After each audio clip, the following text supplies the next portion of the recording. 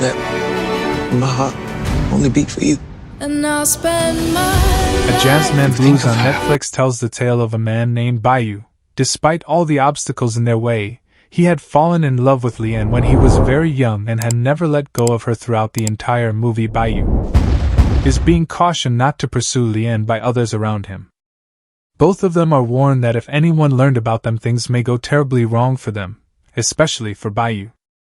However, the pair doesn't anticipate it happening when everything collapses on them because they are so optimistic about being together. And beginning over here, we examine the circumstances that resulted in the tragic end of Bayou and Leanne's love story. Spoilers follow. If it isn't when Bayou and Leanne first met and fell in love, they were both teenagers. They had planned to flee together, but Leanne was taken by her mother to Boston before they could.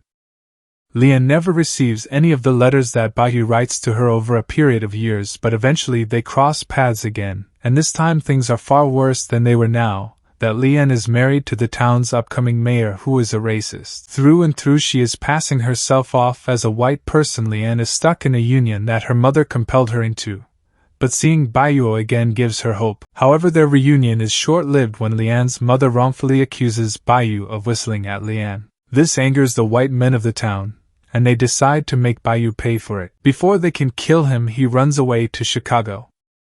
Why does Willie Earl betray Bayou?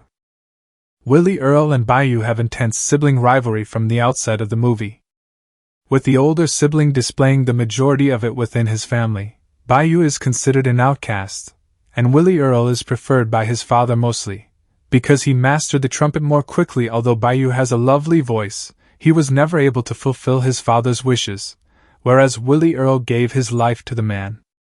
Willie Earl follows their father when he departs for Chicago without batting an eye. Despite being warned not to, Willie Earl was protected by his father, who raised him to think he was superior to Bayou in every way. He was an excellent trumpet player, but his skill didn't set him apart. Willie Earl nonetheless had unrealistic expectations of his skills, just like his father. He had lofty goals and he might have even realized them, but unlike Bayou, he was simply not committed enough to attain them. Willie Earl intended to move to Chicago and pursue a career as a musician.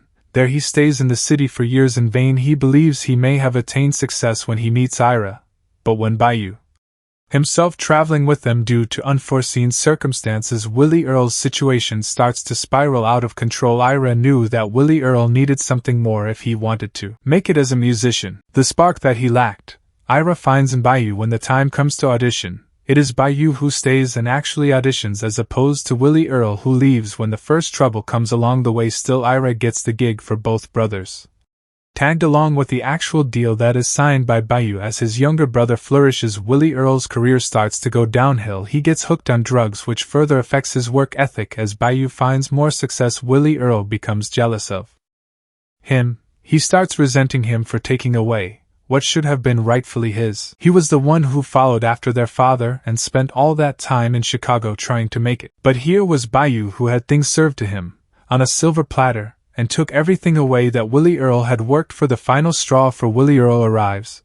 When he is fired, he doesn't stop to think that his addiction and the problems that he created at the workplace might have something to do with it. Instead, he blames it all on Bayou, and he wants him to pay for it. It is when Bayou decides to go back home that his older brother finds his opportunity.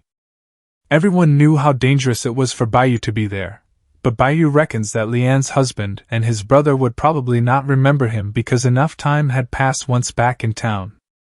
Willie Earl goes straight to the sheriff and not only reminds him about Bayou but also tells him exactly where to find his brother. This leads the mob to descend on Bayou and kill him. Is son of Jonathan Bayou? Leanne had no desire to wed John.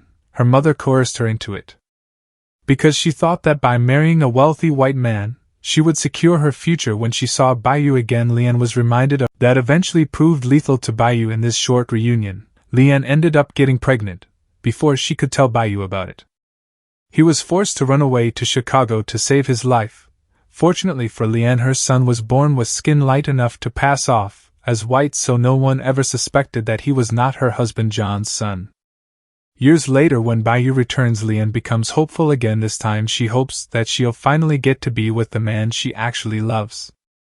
But all her hopes and dreams are shattered when Bayou is killed by the mob that had been out for him since her mother's accusation. With him gone, Leanne has no other option but to return to her life and go on about it as usual. Her son Jonathan grows up as a white person, never knowing who his father really was. Following in the footsteps of his predecessors, he runs for becoming mayor. His speeches reflect his racist nature. And finally, Hattie Mae, Bayou's mother, decides that it's time to reveal the truth to him. She visits his office asking him to look into a murder that happened more than 4 decades ago. Jonathan is clearly not interested in handling a case that happened before he was born and is connected to the death of a black man. Still, Hattie Mae leaves behind Bayou's letters for Jonathan. He is about to throw them into a corner when he reads his mother's name on them.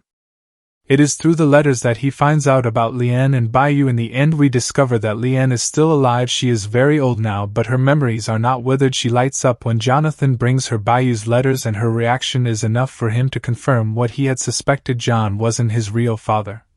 It was Bayou. His mother had kept the secret hidden her entire life because she knew that once it came out, both she and her son would be killed. Now Jonathan, who had recently vowed on television to push the white supremacist agenda of his predecessors, reconsiders his identity and entire existence.